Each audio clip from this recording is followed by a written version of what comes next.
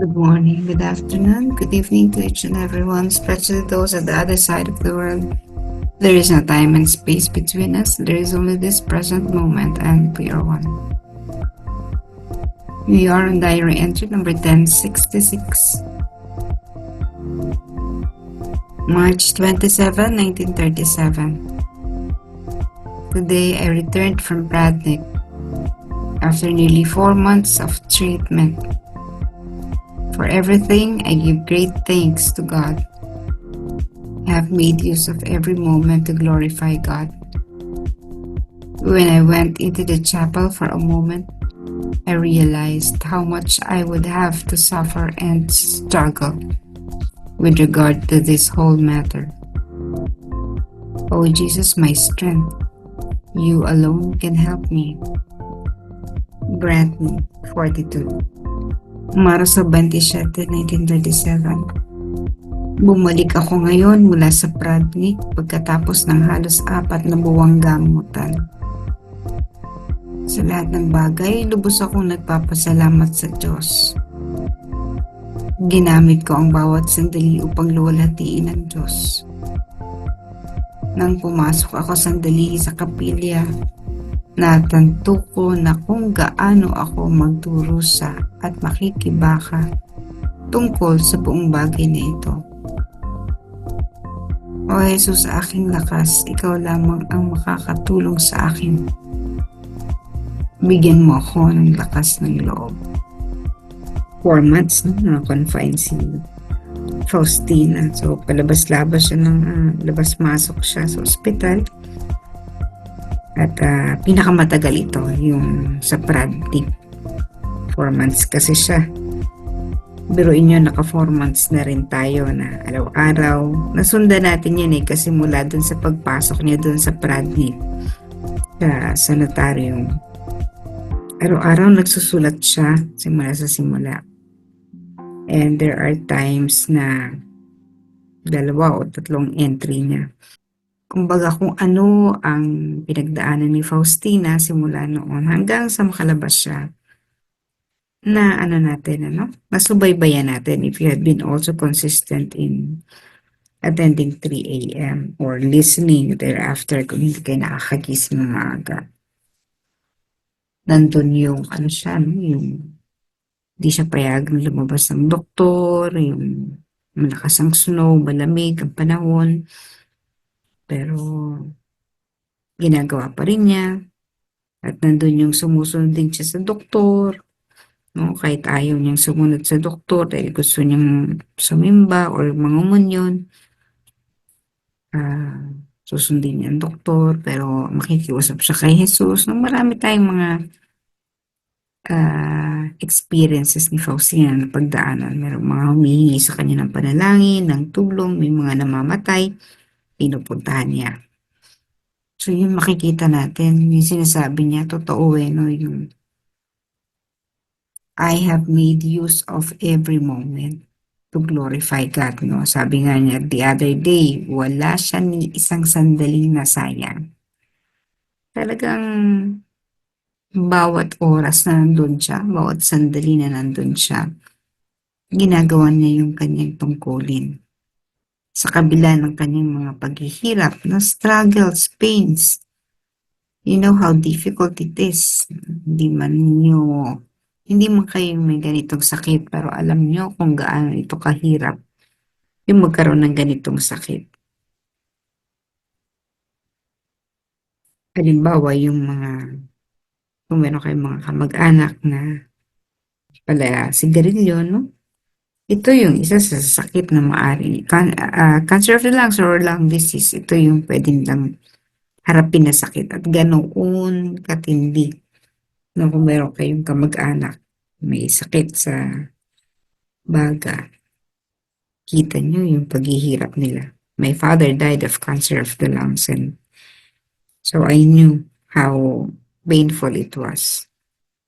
Yung paglabas si Faustina sa hospital, it doesn't mean na magaling na siya fully, no? Na miracle healed na siya, talagang kasi na-discharge na. Pero, sabi nga ni Faustina, yan, may vision siya Kita niya pagpasok niya doon sa kapilya. She realized how much she would have to suffer and struggle. Nakita niya na matindi ang pagdadaanan pa niya. So 1937 na po, 1 taon pa siya mahigit na makikibaka sa sakit na ito. Kaya, totoo yung sinabi niya, no? I realize how much I would have to suffer. Kasi madadaanan natin yan hanggang katapusan ng talagang paghihirap niya. Kung anong mga mararamdaman pa niya sa kabila na siya ay na-discharge. At makikita nyo rin na ano pa rin, maximized pa rin ni Faustina ang lahat ng oras niya na hindi niya kinakalimutan ang kanyang tungkulin, ang kanyang misyon. Ginagawa pa rin niya yun sa abot ng kanyang makakaya. Jesus is my strength, sabi ni Faustina. Sa Jesus lang ang kanyang lakas. The attitude of Faustina towards God has never or had never changed. Talagang kapit lang siya. She's a good example of a true believer of Jesus. Yung paghihirap kasi niya, compare natin dun sa kay Jesus, no? Not necessarily comparing talaga, no? But, syempre kay Jesus, 3 days. Yung kay Faustina, napakahaba. Ilang buwan, araw-araw mararanasan niya. But it doesn't mean that Jesus suffered less. Hindi po ganun. Sabi lang natin na sa buong panahon, si Jesus naging si Simeon, si Remeo, na tumulong para pasanin ang krus ni Jesus, di ba? Si Simon. Nasa bagay ni Faustina, si Jesus naman yun. Many times Jesus would carry that cross of Faustina. Kasi Faustina naman, hindi pa yan nasisiyahan doon sa kanyang mga nararanasan. Hihingi pa siya ng mga additional pains sapagkat tingin niya yung mga pasakit, mga physical pain na maaari niyang maranasan, nakaka-contribute sa kaligtasan ng maraming kaluluwa. Paano nangyari yun? Kasi sa pamamagitan ng pagpapasa ng krus, nadaragdagan ang kanyang liwanag. And that light that has been converted, that light is being used to save more souls, touch more souls. Makikita ng mga kaluluwa kung gaano siya kaliwanag. Kasi syempre kaluluwa yun. Visible to their eyes yun. Kung paano naging maliwanag si Faustina. So at the moment that souls are traveling or crossing the border to the next life, nakikita nila agad yan. Uy, ito, napakaliwanag na kaluluwa. Doon sila pupunta. At doon sila hihingi ng tulong sa kaluluwang napakaliwanag na yun. Dahil kailangan nila yung liwanag na yun doon sa madilim nilang nakaraan. Pag tawid nila to, medyo madilim, so they will be needing light. Along the way, makikita nila kung sino or kung saan sila maaaring humingi ng tulong. At dahil madilim nga, mangingibabaw yung liwanag na yun. Makikita nila yung liwanag ni Faustina and they would approach Faustina. So, ganun po yung, kumbaga, ipapaliwanag natin kung ano epekto ng kanyang pagpapasa ng napakaraming sufferings of other people. Ganun yung transformation or conversion. Napakahirap para sa kanyang physical na katawan, pero para naman sa kanyang kaluluwa, napakamalulhati. Isa lang ang hiningi ni Faustina, bigyan siya ng lakas ng loob. Kailangan talaga yun. Baka kung ikaw may stage 4 cancer ka, kailangan mo ng napakatinding lakas ng loob para harapin ito. Kasi ito yung patungo ka na sa alam mong katapusan mo. At makita mo na habang dumaraan ng araw, pasakit ng pasakit, kailangan mo na talaga ng lakas at sasabihin mo, Lord, kunin mo na ako. Yung parang hindi mo na siya kayang i-bear. Pero kung hindi mo pa talaga time, ang hihilingin mo, makahihiling ka sa Panginoon na bigyan mo ko ng lakas ng loob. And one would feel the love of Jesus. Yung kung paano palalakasin ka ni Jesus upang kayanin mo ang mga bagay. Again, Jesus will not give us something that we cannot bear. Lahat yan calculated ng Panginoon. Alam niya kung hanggang saan ang ating kakayahan. Hindi niya ibinibigay yung lagpas sa ating kakayahan. So, kumbaga sa tingin natin, parang hindi na natin kaya. Sa tingin naman ni Jesus, kaya mo pa yun, anak. Sapagkat tutulungan naman niya tayo. Hindi niya tayo iwan. Ganito yung mga nangyayari dun sa mga, siyempre na yung mga cancer patients, halimbawa, ganito yung nangyayari nun. Kapag nandun na sila sa point na yun, na-realize nila, nakikita nila how Jesus gave them everything para masurvive ang lahat ng bagay.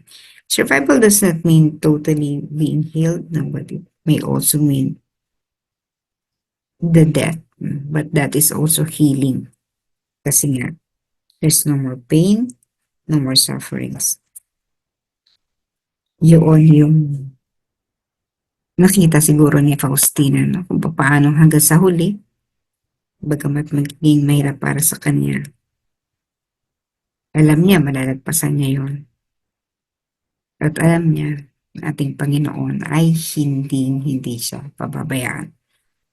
May ano yan, no? May reward. Bukod doon sa sinasabi natin kanina na pagliliwanag na ng kaluluwa na nakatutulong sa pagliligtas ng ibang kaluluwa. Ano ang sinasabi ng ating gospel reading for today? Sa Sermon on the Mount, no? Makikita natin doon yung Beatitudes. Napaka blessed are those who suffer,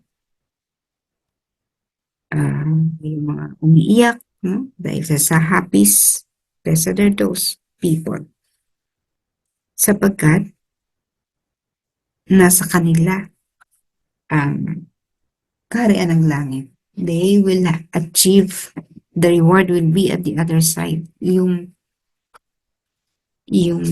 reward, no? Yung regalo o yung katumbas na